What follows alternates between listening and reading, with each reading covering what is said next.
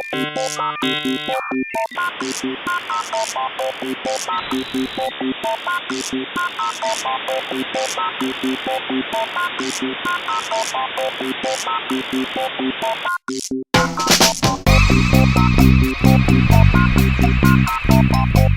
everybody!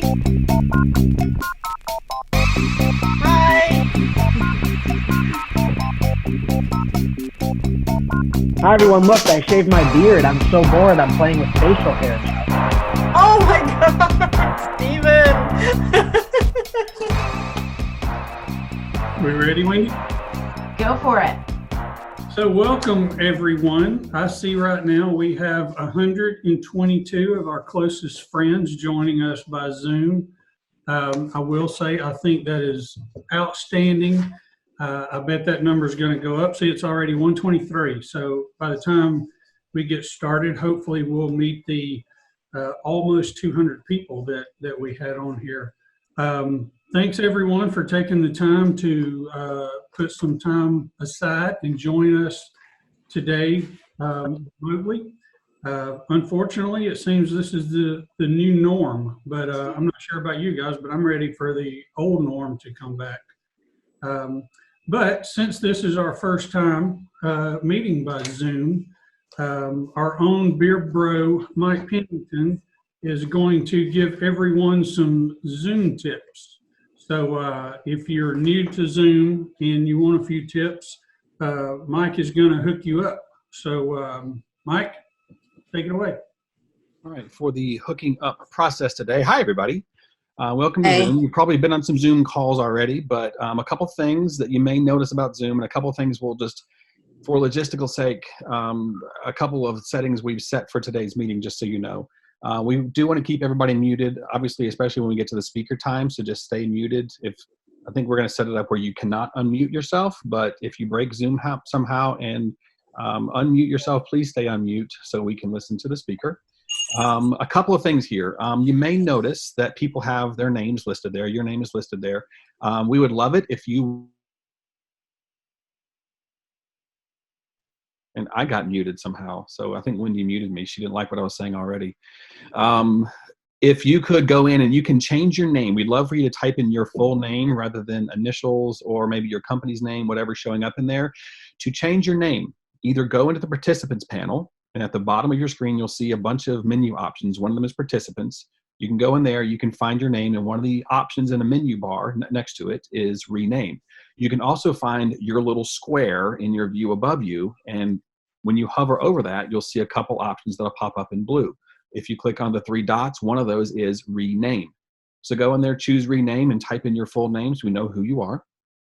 And a couple things about your view. Right now, if you look at what we call the Brady Bunch view, where you're seeing 100 faces in this grid system on the screen, that's called the gallery view. The other view, if you go to the top right of your window, is called speaker view. So for speaker view, if you click on that, you'll only see one giant square in the middle for the person who's currently speaking, and you'll see a rig across the top with just 4 or 5 other faces across the top. Gallery view when you want to see everybody, speaker view when you just want to see the speaker. So that's the way you can toggle between those. Okay, a few more things. At the bottom of your Zoom window, you have a couple of options. From the left, mute, obviously. Do not unmute yourselves. If you do, you can mute back. Some people, be careful. If you hold onto the space bar, you will unmute yourself temporarily. So just watch out for that. Next to it, you may see people have fancy backgrounds behind them, like Heather in Brookhaven. You see, Lori in Chattanooga, you've got these fancy backgrounds behind you. It's called a virtual background. If you want to have a fancy virtual background, on your bottom menu bar, you have stop video or start video. At the bottom, next to it, there's an up caret arrow. If you click on that, you'll get your video options. There are a lot of video settings. One of them is choose virtual background.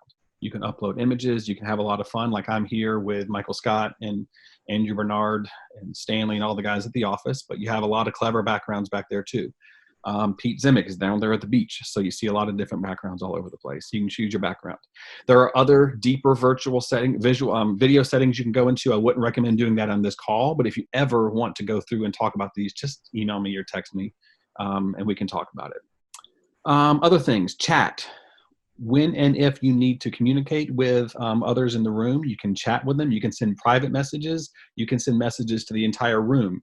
So again, go into chat. You can find anybody here and you can send them direct messages, or you can send something to everybody, like Lori Spear just did, talking about the Crown Plaza Ravinia. Share screen, don't do it today. That's for some other meeting. I don't want to see your screen today. That's not what we're here for. And that's mostly it. Oh, we also have reactions. On the far right, you have reactions. You can clap, you can give thumbs up if there's something that you love. Aaron's clapping now. Thank you very much, Aaron. McGillicuddy, that's awesome. Aaron McGillicuddy Hall clapped for that. So you have those reactions you can do as well. So I think that's the quick rundown on what Zoom options you have in front of you. Now, for today's meeting, we're going to go play with a little bit of a deeper feature. Right now, your friendly co-host, Ms. Damian Cavanaugh, is placing us all into breakout rooms. This is the way that we're going to somewhat try to replicate the table host concept that we have at our face-to-face luncheons. We have, I think, 17, 18, maybe 19 table hosts who have agreed to be your quote-unquote virtual table host today. So what's going to happen is in the next couple minutes, we're going to be magically whisked away to a breakout room, where instead of having 150 faces on this Zoom chat, you're going to have about 8, maybe 9. So when I give the word, Damien's ready to go. We're going to send you all to your rooms. There will be a table host. You're going to go through introductions like we normally do when we're at a table. We'll be there. We'll do some intro questions, getting us ready for our speaker. And then after 10, 12 minutes or so, we will get a message and we'll be taken back into this general room where we will then have our program. At the end of the program, then we have a breakdown period afterward. We're going back into our breakout rooms again for just a quick recap, about 5 minutes, and then we'll be good to go for the day. So without further ado, I'm going to toss it back over to Damien to do your magic and whisk us away wherever we need to go.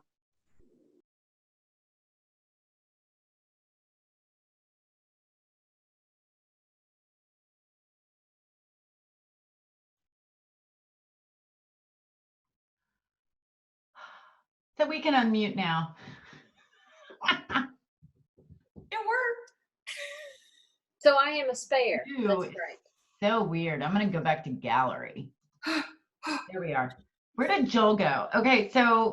I'm announcing to all rooms that we're going to close in 30 seconds. Oh, I see that. Oh, Yep. that's great. Maria, you can also just hold down your space bar. Okay. You'll be able to. So when we go back into the main meeting, I'm going to mute everybody. Okay. And I'm going to click the button that says they can't unmute themselves. Okay. Only co-hosts can unmute themselves. Okay. All right. So when I hit this close all rooms button, you'll get a 10-second countdown. Okay. Has it been 20 seconds? Close to it. Close enough. Here we go. Here we go. Good job, guys.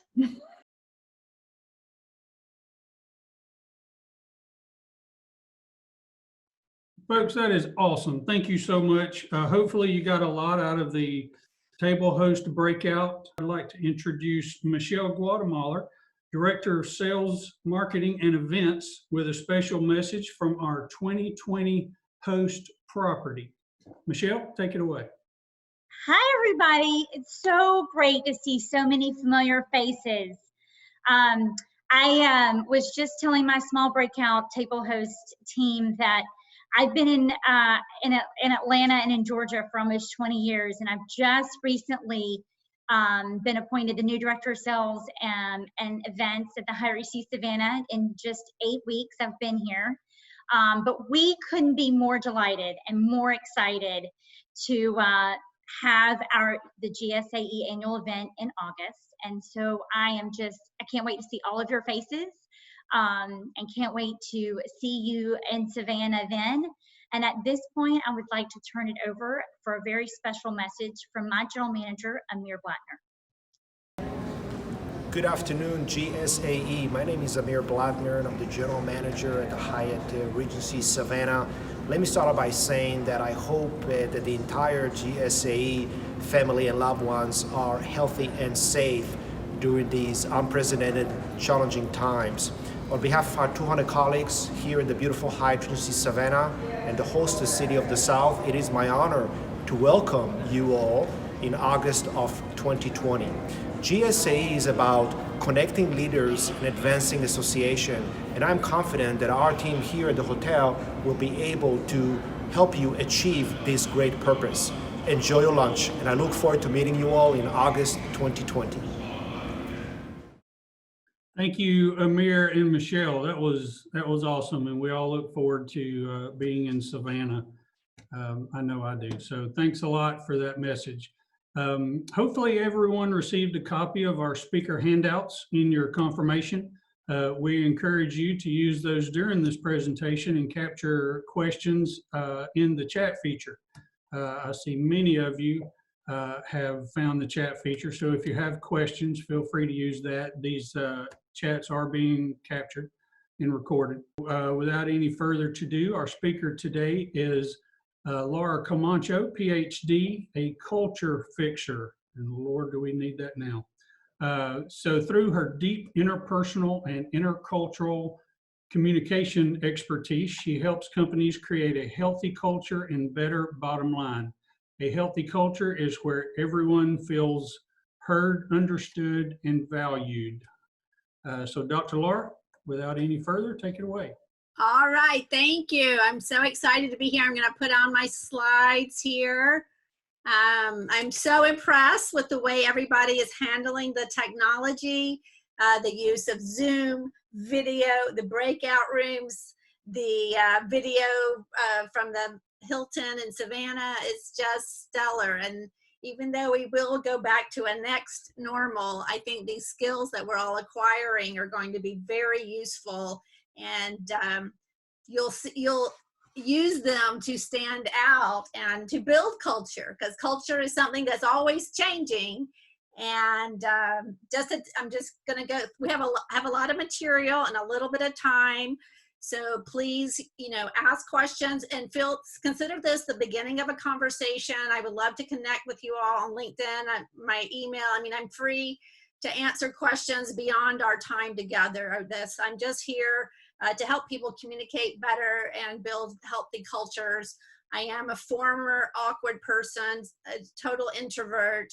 So if I stutter or get all deer in the headlights, that's just my old awkwardness coming through. I speak Spanish. I lived in Venezuela a long time. That's where I was a facilitator for the 7 Habits of Highly Effective People content that you all may know. And that's something that highly informs all my work.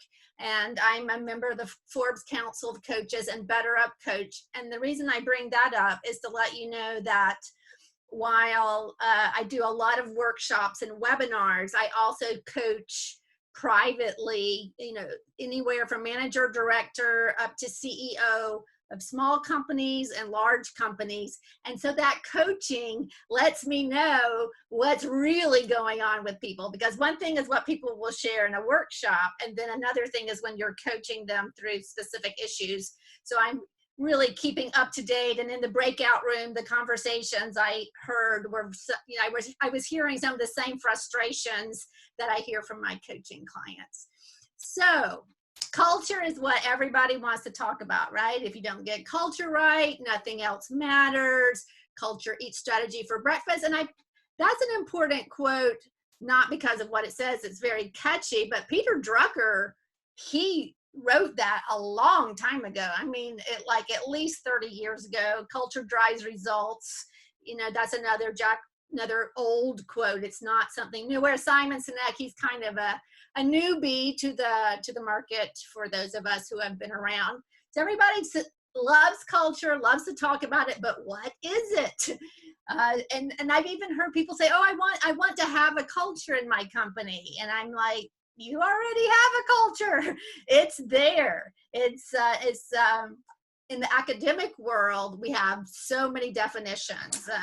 In fact, when I was getting my PhD in communication, I learned that there were 367 different definitions of the word communication. So of course I picked the shortest one. And then in culture, I like this definition that's short, and I think it kind of communicates what is culture. It's whatever's normal. Like if you grew up in a Italian family where people interrupted each other and yelled at each other across the hall. That's normal. That's normal communication for you. In my house, we're all very uptight Anglo-Saxon, and if you interrupted somebody, you got the evil eye from your mom or dad. So that wasn't normal. But in a company, the culture is reflected in those conversations, in the tone of the conversations, in the quality of the conversations, and it all affects how people feel about their work. And although there's a lot of research to support this, you don't need to read it to know when people feel heard, understood, and valued, they're going to do better work. And when I say heard, understood, and valued, I don't mean that has to be happening 100% 24/7, but most of the time. And I want to underscore that doesn't mean that you'd have to agree. You don't have to. Being able to disagree and work to solutions that are outside of your normal scope, that profitable, that juicy disagreement, we express dissenting opinions, but we work through them. That's where the real platinum is as far as value to your company. And another way to think about culture is that it's the way your brand is expressed internally. So every major brand makes a promise. One example is, so I have a client with Beauty Counter, and there is a company in California, and they're all about organic beauty products. And their promise is that their products are safer for people. So imagine if that's their brand promise, but then the people inside the company don't feel safe dissenting or disagreeing or speaking up or voicing an opinion, then that brand promise is going to fall flat on its face, right? Because if your employees don't feel like the brand affects them, that promise affects them, they're not going to be able to communicate that to the other stakeholders. So the culture is that just the normal practices that happen in any company. And as I love this definition of healthy culture, where everyone feels heard, understood, and valued. It doesn't mean you have to agree. And if everybody's agreeing on everything all the time, then there's something really wrong. So what are the benefits of healthy culture? Because besides the culture, I mean, the companies have to make profits, right? And organizations have to have contributions, and they have to have members. So it's not that we can all just sit around and singing songs and holding hands and, affirming everybody. We all have work to do. But actually, if you take care of healthy culture first, you'll find that performance goes up. People are working at a faster pace, a better pace, because there's not so much time and negative emotion lost to bad feelings. So it does definitely impact the bottom line. Of course, teams, there's a lot of Gallup research saying that people are not involved or engaged at work. They don't feel like they feel valued at work. And yet when people do feel valued, then the teams operate at a higher level. You're going to get better ideas, better collaboration. And one thing I wanted to point out about this approach that I'm sharing with you today about culture is that it enables anybody from any part of any organization to make their work culture better. And I know some of you work with physicians, and I'll give you this example about how a big culture can have many co-cultures. So if I used to work at a large hospital, Medical University of South Carolina, for a number of years, and I was in charge of training physicians on Epic software. And I noticed that the shrinks, the psychiatrists kind of had their own culture, and the family medicine doctors and providers had their own culture, and the dermatologists had their own culture. So there can be many subcultures within an organization. Those of you who operate in different states or have different offices, you may notice that one culture kind of feels a little bit different from the other one. The Savannah office feels a little bit different from the Atlanta office, and that's completely normal. The point is that the culture can feel different, but how do people feel about working there? How are the conversations? How is the brand value? And another benefit to the stronger culture is that when people know that people who work there like working there, then that's that's like money in the bank, because you know how hard it is to find and retain good employees. And I'm guessing that you know this, but just in case, there are a lot of famous large companies, especially in the technology sector, that have reputations for having these amazing cultures. Like, they have chefs and ping pong tables and all these services that's supposed to create this great culture.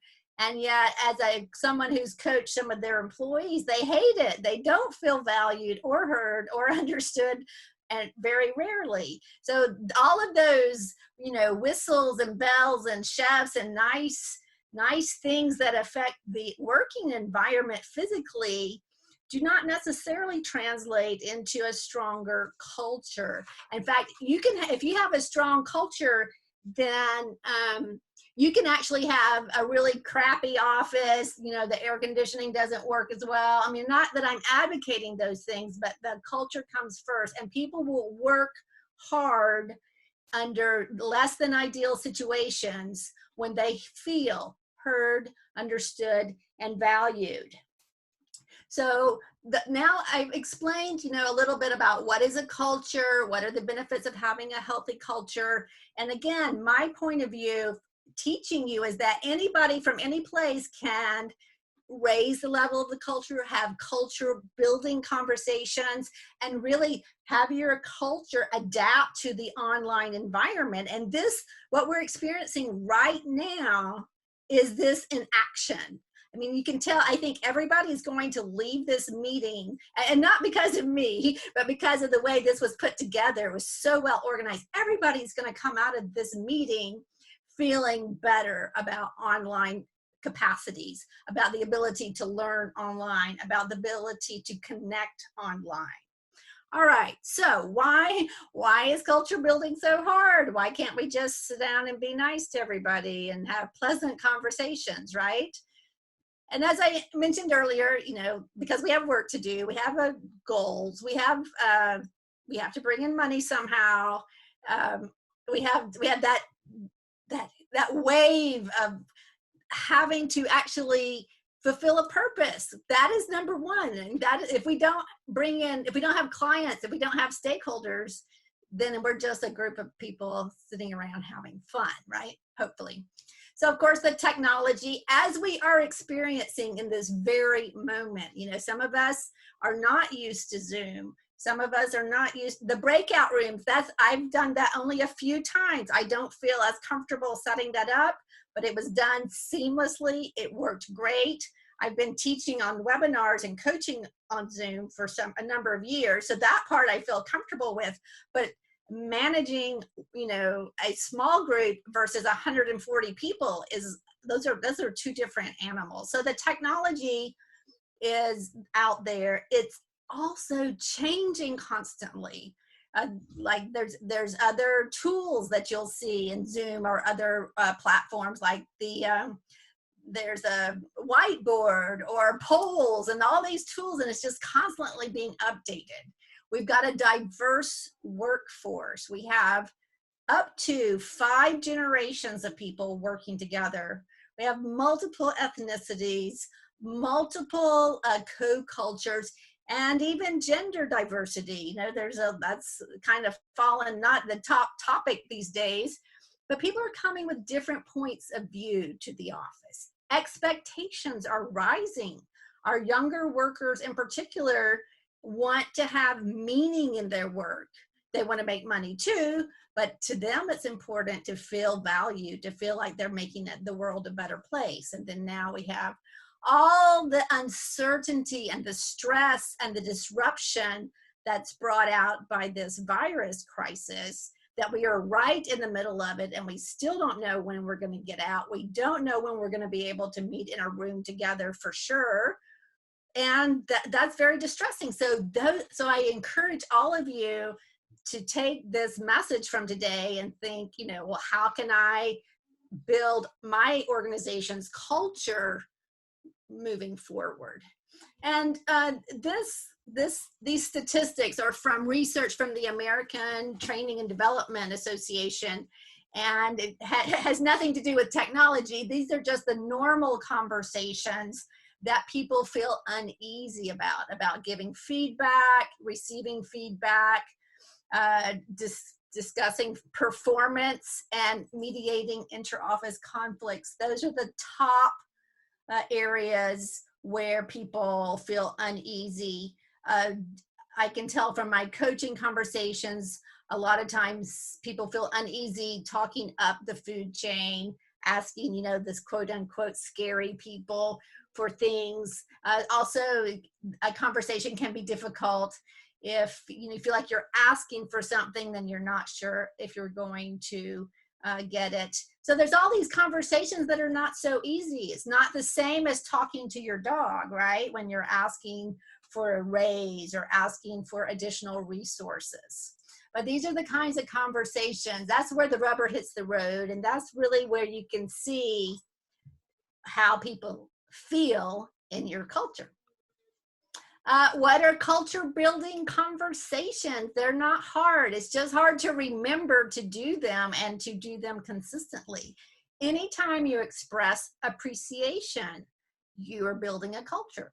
When you're practicing accountability, when you're being both clear and kind, when people know that they can disagree with their boss and not get repercussions for that, that means they have freedom of expression. And anytime you're encouraging people, you are building the culture. High performance teams. This was a bit surprising. There's research, forgot the researcher's name, but it's this married couple who did a lot of research on communication between intimate partners about what kind of communication ensures that the marriage would last. And it was 3 negatives to every, 3 positives to every negative. Probably the normal is 3 negatives to a positive. But in high performing teams, it's 5.6 average positive comments. That means encouragement, calling out a job well done, to every negative. But that doesn't mean that we overlook problems, that we overlook performance. There has to be room for people to speak up and flag issues that need flagging. All right, so 7, if you feel at all that you're not skilled at culture building conversations, you're not alone. It really derails a lot of leaders. 75% of leaders at some point will have trouble with this. So what are the culture building tools? I'm gonna go through 5. I'm gonna touch them quickly. They're on your handout. Tools to help you be a better communicator, to be more inclusive, and then I'm going to go over the 3 hats. And this number 1 is created especially for the online environment. When you have online meetings, start with a conversation starter, or think of it as an icebreaker. What's your favorite dessert? What's going on? Something to let people have the kind of conversation that they used to have when they walked into the office. But you have to be intentional about it in an online meeting. So especially if you don't have video, guys. I heard that discussion that sometimes some of you don't have video capability, and I think Zoom is offering it for free on a limited basis. It is so much better, the video, so much more powerful and relationship building. But start every meeting with a conversation starter. Not that it's going to take over the meeting. You want to build structure into your meeting so it's only taking up 5 minutes. But conversation starters, seeking feedback. And probably a lot of you are like me, that you're control freaks and you hate feedback. You hate negative feedback, right? But the only way you can get better is to learn to see your blind spots. So I have learned to ask one of these 2 questions to peers, to bosses, to important stakeholders, and you don't ask it once, because the first time you ask it, They're going to say, what? No, everything's good. Don't worry. Because they are caught completely by surprise. If you keep seeking feedback like this, for one thing, you don't want to say, tell me everything you think is wrong with me. That would be completely inappropriate. But that plants the seed in everybody's brain that, hey, maybe I can seek feedback and thus get better, right? And thus flag issues and thus build our culture. Contrast. This is a great conversation tool for sticky subjects. This is where you're like, let's say I was going to tell Wendy something and I said, Wendy, I want to give you some feedback because what I want is for us to work together better. But what I don't want, Wendy, is that I don't want to micromanage you. I don't want to come across as super criticizer. I'm not a Debbie Downer. I'm not trying to make you feel bad. But what I want is for us to work better. So that's a great tool for a team conversation, a group conversation, or a one-on-one to contrast. Now, what you don't want part, you may think is obvious, but it's not obvious in the mind of the person receiving the message, especially if this is constructive feedback. So this is a great tool for any kind of sensitive message delivery. Shared objective. Connect to purpose. What is your purpose? What is your, why are you here? Why are you having this meeting? What are we trying to accomplish? Always going back to that. And one of the questions in the beginning was like, how do you reference your values? So that shared objective also includes your organization's values. So bringing that up as a topic of conversation or bringing that into the conversation is a way to bring unity and to emphasize what we have in common so that everyone feels heard, understood, and valued. And finally, especially today, those of you who are on this call, I believe, would be the people who are handling this crisis and this change of technology and change of communication. You are handling it better than a lot of people. So make sure you are checking in on people, not checking on them, but just saying, how's it going?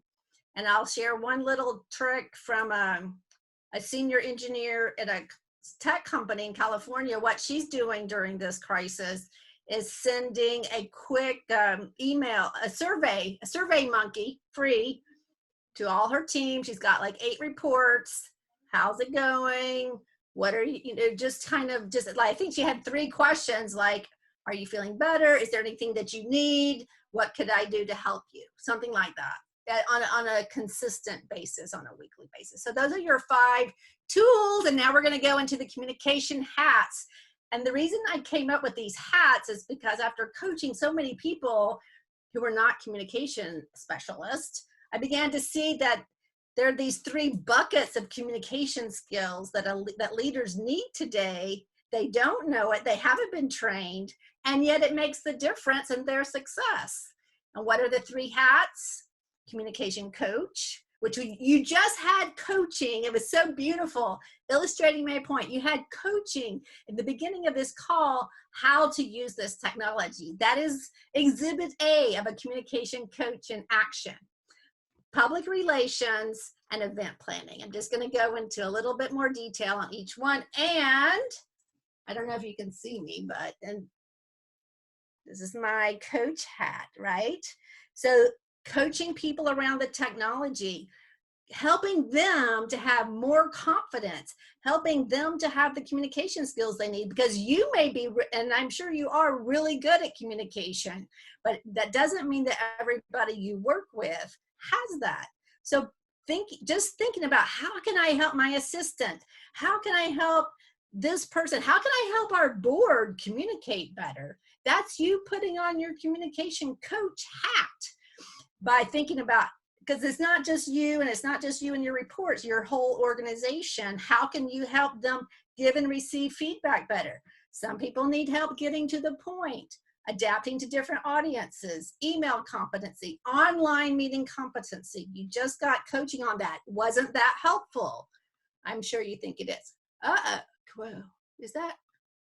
Okay, so the next hat is creating a safe space. And because of the stay at home, I couldn't borrow my friend's hard hat.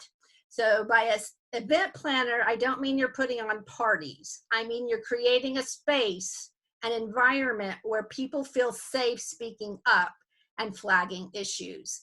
And this can come in the form of office hours where people can ask you anything, say from 1 to 3 every Friday. It can come to topic-specific meetings, but those topic-specific meetings have to be manned by someone with authority and expertise to answer people's questions. And it could be an open house that you have once a quarter where, say, people get access to top leadership. So that's the sense of event planner. It's so important to have space for people to speak up and flag issues, but not just whining all the time. It's not that we're just going to turn on the whine fest and complain all day. No, it has to be constructive and it has to be channeled. And finally, the PR hat. And if you're a man, you don't have to wear a fascinator. It could be a fedora. Building key relationships, shining a light on your team's accomplishments, having your talking points prepared. And those of you who have studied communication know that if we were training someone for a press conference, we would say, these are your talking points. And whatever question they throw at you, you're going to answer with your talking points. And for those people, a lot of people hate talking about their accomplishments. And I get that. I do too. But it helps a workaround for that is to not talk about your accomplishments, but those of your team. These are just tactical. Weekly personal check-ins. It doesn't have to be with, these are with people, your peers, or people that you don't normally meet with. You just schedule quick, short meetings just to catch up with people. Skip meetings are good. Sending out consistent email updates about what's going on in your neck of the woods, offering your point of view, and also getting your points of view to outside venues. I'm really advising a lot of my coaching clients to be interviewed on podcasts in their industry as a way of expanding their platforms. So PR, this is the PR hat, you've got the coaching hat, you've got the event planning hat. That is the material I wanted to share with you. Please, if you have questions, ask me on the chat or through LinkedIn. Please connect through, there's my email. I would love to continue the conversation. Well, thank you, Dr. Camacho. We will be going back here shortly into breakouts. If you had any questions on what role I played in that, hopefully you don't have them anymore. So for the next 5 minutes, we're going to go back into breakouts so y'all can share which hat you plan to focus on. Communication coach, event planner, or PR agent. So I believe now is the time that Damien is going to put us back into our breakout rooms. What? Dr. Laura, that was phenomenal. Thank you. Goodness. That was great. Welcome back, everyone. Hopefully you enjoyed your breakout session number 2. And now I would like to introduce our luncheon sponsors via video. Kevin Udell and Maria Trammell with Jekyll Island Authority. So Damien, if you will roll their video. Good afternoon, GSAE, and welcome to the first virtual GSAE meeting here for April of 2020. Hopefully the last virtual meeting. Kevin Udell, Director of Sales down here with the Jekyll Authority on Jekyll Island on the beach. So I got to talk a little bit loud, it's a little breezy down here, but we wanted to bring you a little snippet of the island and just about how excited we are to get back into our regular world because we miss meeting. Our people meet, we bring people together. That's the whole point of GSAE, the whole point of our industry. So we dearly miss our people. Everybody can't wait to get back into the swing of things. We're very excited to get over this bubble. We are very, very hopeful that everybody is safe up there and quarantining and doing what they have to do so we can get back again to meet and get things rolling as soon as possible. So thank you for this little bit of time, and we can't wait to see everybody at the next meeting in Atlanta in June. And here are a few other people that would like to say hello from around the state. Hey, it's Emily Checketts with the Classic Center. We are looking so forward to seeing you all very soon and banding together. Hey guys, it's Carol Hall with the Augusta Marriott at the Convention Center. I sure am missing my GSAE family, so until I see you again, please accept my virtual hug. Miss you. Hey, it's Jen from Visit Savannah. I know these times are crazy, but don't forget to get out and do some things, see the beauty of life, see the trees, and this great season that we're having. Remember, glass half full, not half empty. Hey, Mon here from Visit Augusta in the beautiful Augusta, Georgia. James and I here are kind of lonely and we miss you all. And we hope that pretty soon everybody gets on the good foot and come and visit us in Augusta. See you soon. Hello, this is Dennis Kemp, and I just want to say hello to my GSAE family. I can't wait to see everyone again soon and welcome you back to Sandy Springs. Stay healthy. Hello, fellow GSAE members. This is Sarah Wilberg with the Georgia World Congress Center, and I am checking in from my couch. I hope you all are doing well and being safe. We cannot wait to welcome you back to the city of Atlanta. Signing out. Hey everyone at GSAE, it's Amber from the Dalton Convention and Visitors Bureau, and we can't wait to welcome you to Dalton, Georgia, where we will floor you. Hello, my name is Sandra Roos. I'm the Vice President and Director of Sales of the Lowndes County Conference Center and Tourism Authority.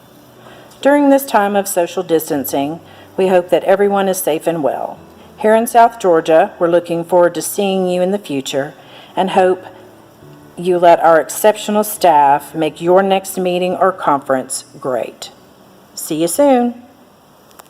Hi y'all, I'm Silverline, and I'm with the Albany, Georgia Convention and Visitors Bureau. Yes, that's right. I'm listening to Ray Charles, Georgia on My Mind. In these uncertain times, our prayers are with everyone. So don't cancel your trip. Simply rebook. We'll be waiting, y'all, in the Good Life City, Albany, Georgia. Stay safe. Hey GSAE family, it's Lydia Ivatovic, one of your favorite Savannah people, saying hello from my small little patio here in Atlanta. I hope everyone is safe and staying healthy and practicing the social distancing. We can't wait to see you all in Savannah soon. Cheers. Hey GSAE members, this is Jeremiah from the Athens Convention and Visitors Bureau, and I am coming to you from a rather empty and quiet Sanford Stadium. But you know, all that means is that once this pass is over, we are going to be ready to welcome you and 92,745 of your closest friends back here. We're ready for you. Hunker down, stay safe out there, and go Dogs. Hi, this is Ann Chen with Explore Gwinnett. Just wanted to say I miss all my GSAE peeps. Can't wait to see you as soon as we all get through this. Praying that we all stay safe and healthy, and can't wait to welcome you back to Gwinnett. Bye. Hi GSAE friends, it's Maria, not at Jekyll Island, but I'm here at the Jekyll Island Authority Atlanta office. Missing you guys. Can't wait till we can all meet again and share those big Albert Massey hugs. Love you guys at GSAE.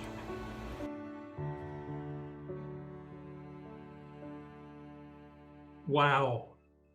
All I can say is wow. I mean, those of y'all that know me know that I'm very rarely without words. But a shout out to Kevin and Maria. They did that all on their own, totally their idea. And they put all that together. That was not a GSAE put together function. Jekyll come up with that idea and put it all together. And I saw several comments, and I actually, about people tearing up, I saw several people wiping their eyes.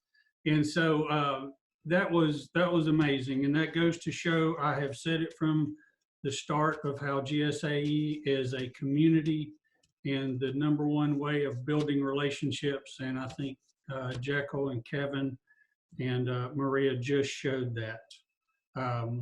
So without any further ado, I'm going to bring Maria back, and she is going to introduce our winner. Well, the big shout out today first is to Wendy and Jenny. What a great job, everybody. It's a virtual class. Just thank you guys so much. And the big shout out too is to Brian Lee down at our Jekyll Island Authority marketing team who pulled that video together, and also to all of these fabulous supplier partners that participated. Thank you all. And I know we all thank Wendy for everything that GSAE does for us.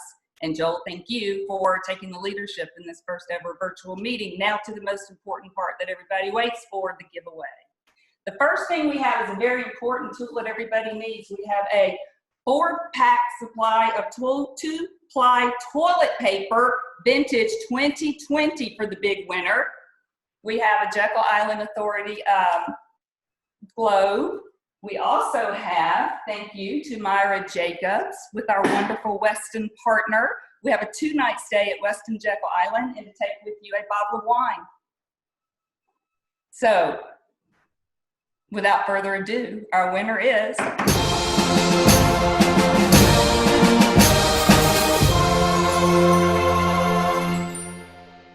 Thank you, Maria. Thank you, Joel. That was awesome. Thank you to everyone that joined us. Thanks for sticking in here with us. Please check the GSAE calendar and the COVID-19 resource page for updates. And thank you for joining us. Now, go wash your hands. See you next time. Thanks, everybody.